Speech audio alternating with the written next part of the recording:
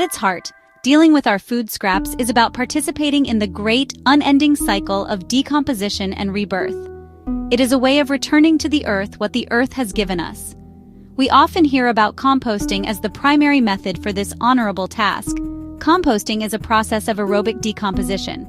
This means it requires oxygen, bacteria, fungi, worms, insects.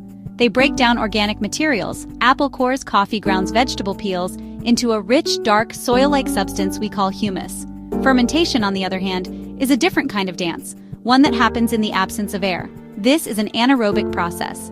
Sauerkraut, kimchi, sourdough bread. When we apply this principle to our kitchen scraps, we are essentially pickling them.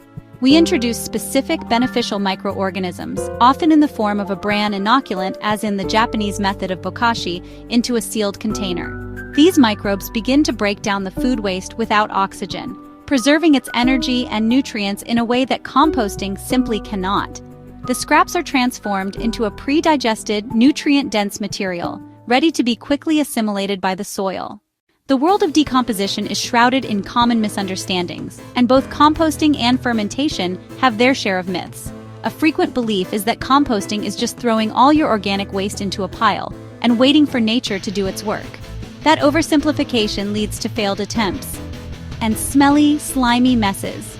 Proper composting is a science. It requires a careful balance of greens, nitrogen-rich materials, and browns, carbon-rich materials. You are often advised to avoid meat, avoid dairy, avoid oils, and avoid cooked foods. Those materials can create terrible odors. They attract rodents and other unwanted animals. Their decomposition is more complex and can produce pathogens. On the fermentation side, a major myth is that it's complicated, that it requires specialized scientific knowledge. But home-scale food scrap fermentation, like Bokashi, is remarkably simple. It involves little more than layering scraps, adding inoculated bran, and sealing it in a bucket. The process is anaerobic and produces very little odor. The finished product smells mild, sweet and sour, pickle-like. Finally, there's the misconception that fermented food scraps are a finished soil product like compost. That two-step process is a feature, not a bug. My own journey into the world of food scraps began, as it does for many, with a traditional compost pile. I live in a place with a reasonably sized yard, and the idea of turning my kitchen waste into black gold for my garden was deeply appealing. For a while it worked. I dutifully layered my greens and browns, turned the pile with a pitchfork, monitored its moisture. But life gets in the way. There were weeks I was too busy to turn it, seasons when dry brown materials were scarce, and times when I accidentally let it get too wet. The pile became a chore, and sometimes a smelly, fly-infested neighbor that I was not proud of. The real turning point came when I realized how much I was still throwing away. My composting efforts were noble, but they were incomplete. The remnants of a chicken dinner, the last bit of a creamy soup, the cheese that had gone a bit too far. Discovering Bokashi fermentation felt like finding a missing piece of the puzzle. The idea of a small, sealed bin that could live right in my kitchen was revolutionary. And most importantly, it promised to handle everything: meat, bones, dairy, oil. I was skeptical, of course. When we place composting and fermentation side by side, their differences in practicality become starkly clear, especially for the average household. Let's start with odor. A well-managed compost pile has a pleasant, earthy smell. However, the margin for error is slim. Too much nitrogen, not enough air, the wrong kind of waste can quickly turn it into a stinking, anaerobic mess that attracts flies and angers neighbors. Fermentation, by its very nature as a sealed anaerobic process, is virtually odorless. Space is another major consideration. Composting, done properly, requires space. A good hot compost pile needs to be at least 3 feet by 3 feet by 3 feet to generate the heat necessary for efficient decomposition. Fermentation, however, is incredibly compact. A typical Bokashi system consists of 1 or 2 5-gallon buckets that can be kept neatly under a kitchen sink or in a small closet. The element of time also sets them apart. Composting is a slow journey. Even under ideal conditions, it takes several months to a year to get finished, usable compost. Fermentation is a 2-stage but much faster process. Once that fermented material is buried in the soil or added to a compost pile, it breaks down completely in another 2 to 4 weeks. This means you can go from kitchen scrap to plant-available nutrients in as little as 1 month, a dramatically accelerated cycle. Finally, let's look at the final product. because the fermentation process preserves nearly all of the food's original nutrients, unlike composting, which loses carbon and nitrogen to the atmosphere. Alright, so embarking on your fermentation journey is way less intimidating than you think. The most popular method for kitchen scraps is Bokashi. All you need is an airtight container and a Bokashi inoculant, wheat bran, sawdust, infused with beneficial microorganisms, yeast, photosynthetic bacteria, lactic acid bacteria, EM1. You can buy Bokashi bins with a spigot, great for draining, but any airtight bucket will do. The process is a simple layering technique. Chop your food scraps smaller. More surface area equals faster fermentation. Add a handful of Bokashi bran to the bottom.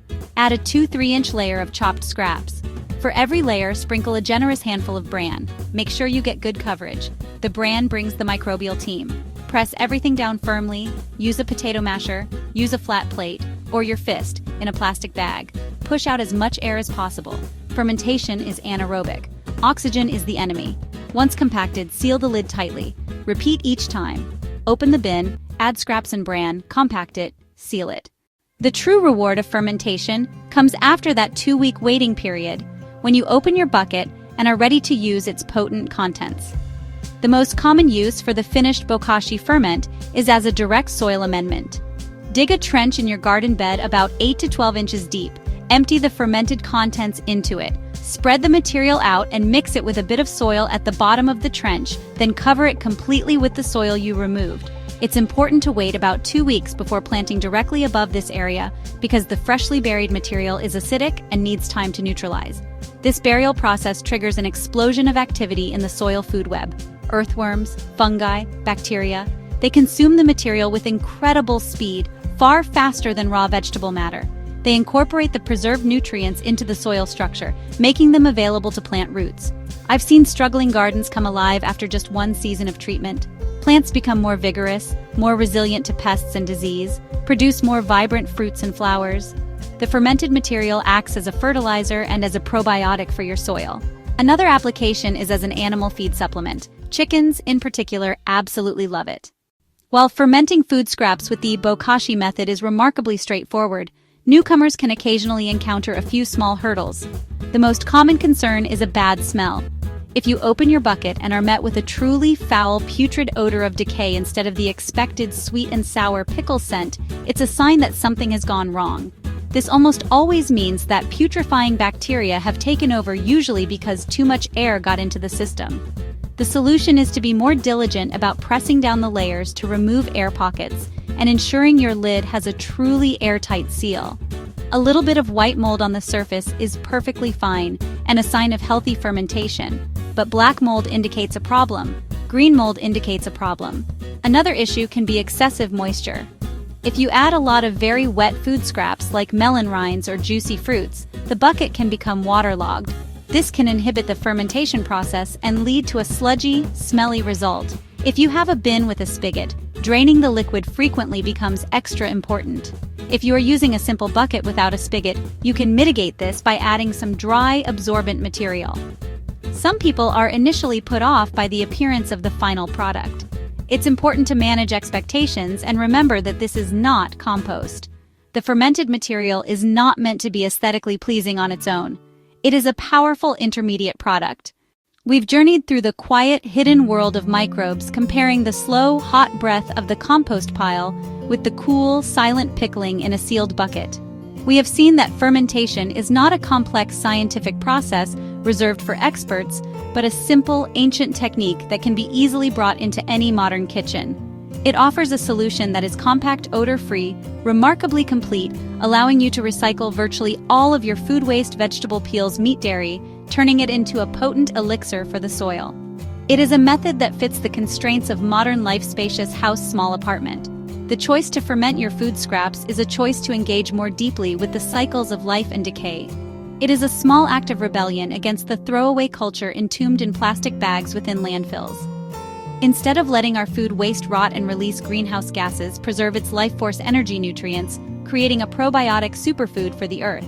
This simple act transforms your kitchen from a place of consumption and waste into a place of transformation and creation, a living kitchen that actively participates in building fertility.